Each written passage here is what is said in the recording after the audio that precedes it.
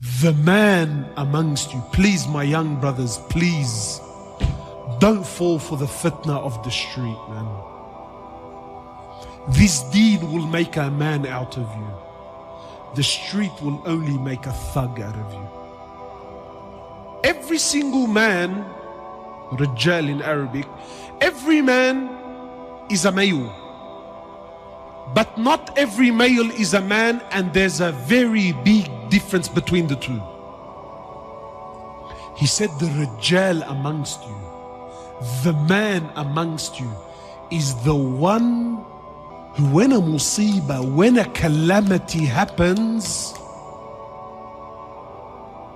he can control his anger and his wrath. He can control it. He's patient. This is the man. It's one thing when the brother says to me, listen, I have an addiction and I'm trying to deal with my addiction. Wallahi, I will appreciate it. Look, the man knows he has a problem. No, but I have an addiction and I'm in denial about my addiction, and I try to use Deen to justify my actions.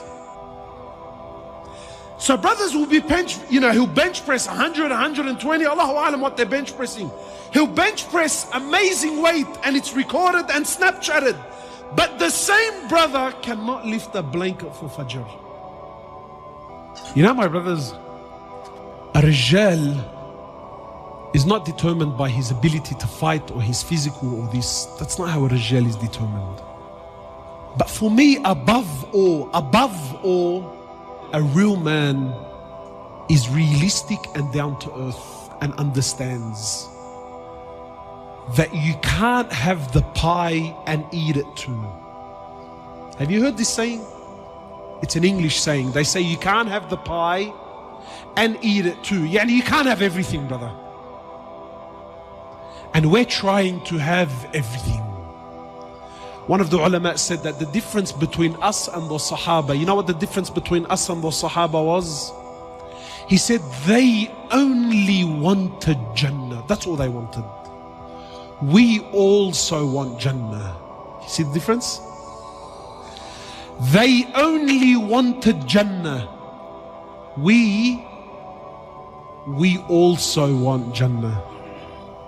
You see, a real man is realistic. A real man is realistic. A real man knows and understands that if I'm going to be a Rijal, see, to be a man, like I said, it's not a taru. It's not something you get.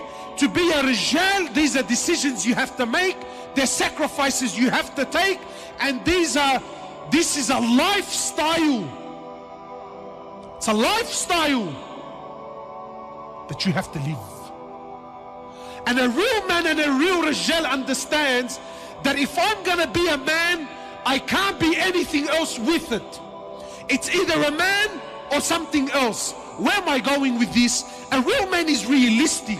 He understands that when I get married, that when I have children, that when I take on a job, that when I give my word, when I make a commitment, there are sacrifices that have to be made.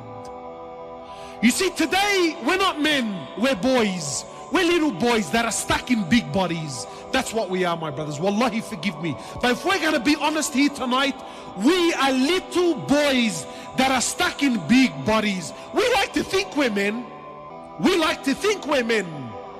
But when you go by the criteria of Allah and His Prophet, we're very far from it.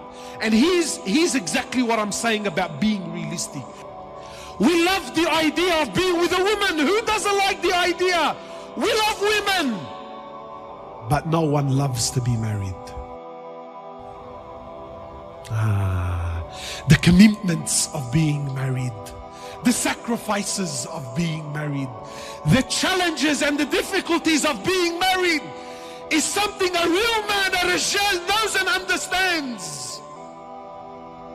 But we don't. We're boys. We love women, but no one wants to be married. And understands that in marriage, it's not all rainbows and lollipops. It's difficulties. Yeah, there's good times, no doubt. But there's hardship. And that's why it's half your deen. It's half your faith. We love kids. But no one wants to be a father. your ability to have children doesn't make you a man. Your ability to raise those children, your ability to father those children, that's what makes you a man, bro. We love money, but no one wants to. No one wants to work, bro. That's why drug dealing and being a runner is so appealing to the young boy. Everyone loves Allah, but no one wants Deen. Brother, how can you love Allah but not have Deen? No. So now there's this sick culture. Have you noticed this culture? Brother, you don't know what's in my heart. My iman is in my heart, brother. My relationship with Allah is in my heart. So now this idea of the heart, it's very poisonous. Why? Because it comes through. Brother, do you know what's in the heart? No, I don't know what's in the heart. But really he's hiding his hypocrisy with this. Everyone claims they love the Prophet, but no one wants his sunnah. We love Jannah, we love Jannah, but no one wants to die. Tell me, my brothers, is this the quality of a man? No, it's not the quality of a man. A man is realistic. A man is realistic. A man is honorable. You know what this ummah is suffering from, my brothers?